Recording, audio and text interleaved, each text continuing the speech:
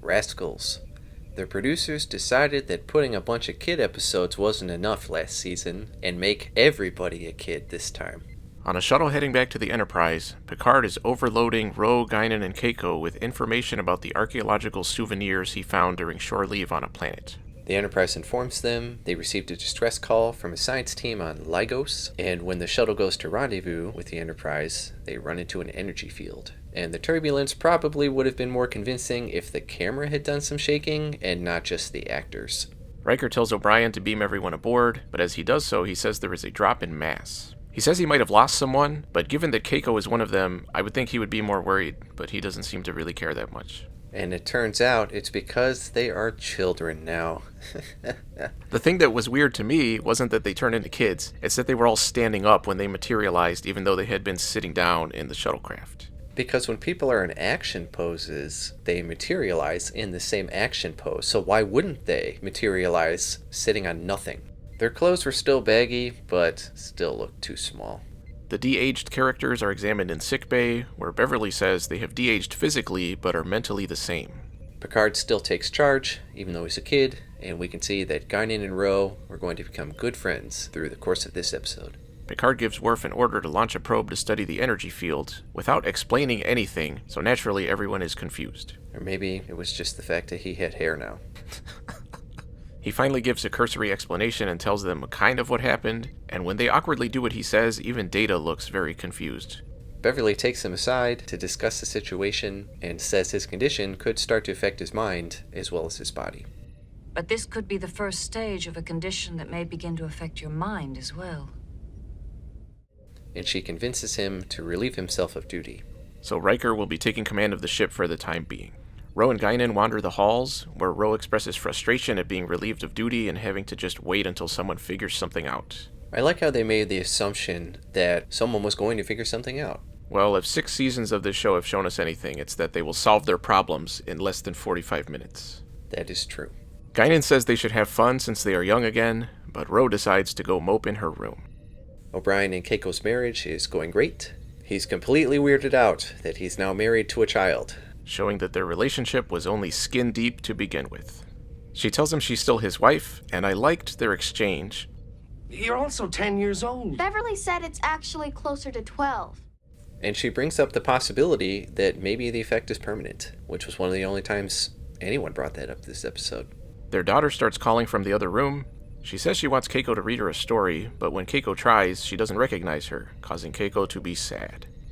The Enterprise is continuing to the planet to search for the science team, and Troy goes to talk to Picard, who is admiring his hair in a mirror. He says that it's unrealistic that people will take him seriously, but she says if they don't find a cure, he can do something else while he waits to grow up again, like go on archaeological expeditions. And he admits he would like that, but he doesn't like the idea of leaving the Enterprise. Beverly gives us a lesson on the differences between DNA and RVN, and I'm no scientist, but I'm assuming RVN is not a real thing. That is correct. She says RVN sequences turn children into adults, and they must have been deleted by whatever happened in the transporter. She also says your DNA never changes, which is not true. She says the energy field also turned the plants Keiko was carrying back into seedlings, so plants have RVN too, apparently. She tells Riker she accelerated the growth on one of the plants into an adult plant, but she doesn't say how. And she says it won't work on people, but that it implies that they will grow into normal adults on their own. So Miracle Grow, eggshells, you know? She says they might be able to send the kids back through the transporter in reverse, like they've done in a bunch of other episodes. But she doesn't want to do it until they find out what happened in the first place, in case it happens again and they end up de-aging even more. Because they could somehow lose more RVN, but that energy field isn't there anymore. And as stated earlier, all of her scans show nothing else is going on other than physical changes. Just do it. Geordi and O'Brien examine the remains of the shuttle in the cargo bay. Geordi says the metal has been altered on a molecular level and broken down into its parent elements. So, non-living things have RVN too? Is that what he's implying? and Geordi says he's going to examine it further. Guinan tries to cheer Ro up, who says she hated her long, depressing childhood and doesn't want to relive it. But Guinan manages to break through, and they end up acting like children and jumping on the bed. It was... what's the correct adjective there? Character building. Sure, okay. It provided some spring to the episode. Geordi and O'Brien tell Riker and Beverly that the shuttle must have been caught in a molecular reversion field that stopped the transporter from picking up everyone's entire patterns. And Beverly says she thinks they should be able to use the transporters to reset their patterns, which, like you said, they've already done multiple times in the show. But Worf interrupts, telling Riker they have reached the planet with the science team on it. I forgot what it was called. Lego. They can't find any sign of the science team due to interference, and suddenly are attacked by 2 Klingon ships. Riker shows how shitty of a captain he would be by taking forever to give orders while they keep losing ship systems and just racking up casualties. Heavy casualties on decks 35 through 40. Casualties reported on deck 26 and 27. And then they are boarded, but not by Klingons. By Ferengi. This episode just kept getting better and better. 2 Ferengi materialize on the bridge and shoot Worf down, and easily take control of the entire ship, but not before Riker manages to lock them out of the computer. They start beaming the Enterprise crew down to the planet, and interrogate the remaining crew members on board to try and get control. And the leader, Damon Lurin, tells Riker they will cooperate or begin to be executed. Picard ends up getting thrown into the school with the other kids, and formulates a plan with Ro, Guinan, and Keiko. They decide the Ferengi are probably feeling confident about their victory and will be stationing less of them on the ship, and Picard says they can take advantage of the element of surprise. And Guinan says they should use their condition to their advantage. The Ferengi reveal that Lego contains rich mineral deposits that can net them a big profit, and they're using the crew as slave labor. And Riker tells them they are risking war with the Federation, but they say they are not part of the Ferengi alliance but working on their own. Picard attempts to get the computer to show him security schematics of the ship, but Guinan reminds him that it is a child's computer. As evidenced by the fish that's talking to them. Hello, I'm the classroom computer system. What can I do for you today? Keiko and Ro find an access tunnel that's apparently unlocked, and any kid could just crawl in there whenever they want. It reminded me of that Buffy episode where they have the door to the basement right in the room with the kids in it. And when your episode is making you think of that, that's not a good thing. Picard finally manages to get an image of the layout of the ship and shows the others how to get to engineering. He borrows Alexander's space RC car and uses it to get a stupid Ferengi to leave his post so they can snag some phasers. And reprogram the transporter. Alexander decoys another Ferengi and grabs some hyposprays and takes them back to Picard. While Guinan and Ro make their way to engineering. Picard goes out into the hall and tells the Ferengi guard that he needs to see his father and throws a tantrum. The Ferengi is annoyed, and instead of, just shooting him or something, takes him to Riker. Who Picard said was his father. And it made me wish... for a spin-off show of Riker and Son. Me too. I was going to say that they had kept the adult actors when the scenes were from their point of view, but had them act like children. That would have been awesome. During the conversation, they managed to communicate that Riker needs to unlock a specific computer in the school so Picard can take control. In Picard's ready room, Lurin seems confused by the aquarium, which I thought was really funny. They bring Riker in and show a glimmer of intelligence by saying how stupid the crew is for bringing kids on a ship that is constantly in danger and runs the risk of being, boarded by Ferengi. And Lurin says he will execute all the children on the ship, beginning with Picard, if Riker doesn't activate the ship's computer for him. And the way he talked reminded me of Salazar from Resident Evil 4. You just missed her. The ritual is over. She left with my men to an island. I think you will find that they can also be a weakness.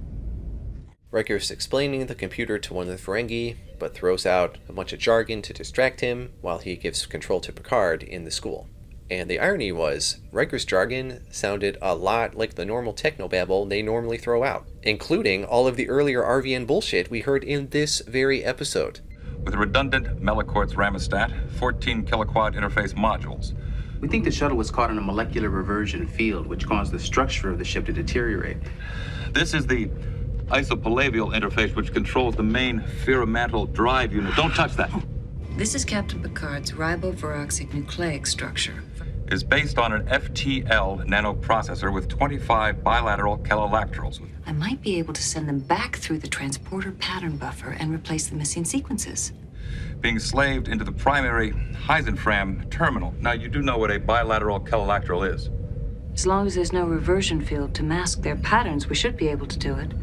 Picard has the other kids and the kidified adults give the Ferengi comm badges so he can lock onto them and beam them onto the transporter pad where he has set up a force field.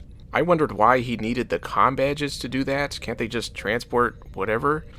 Picard heads for the bridge, where Riker knocks out one of the Ferengi, and then he holds up Lurin in his ready room.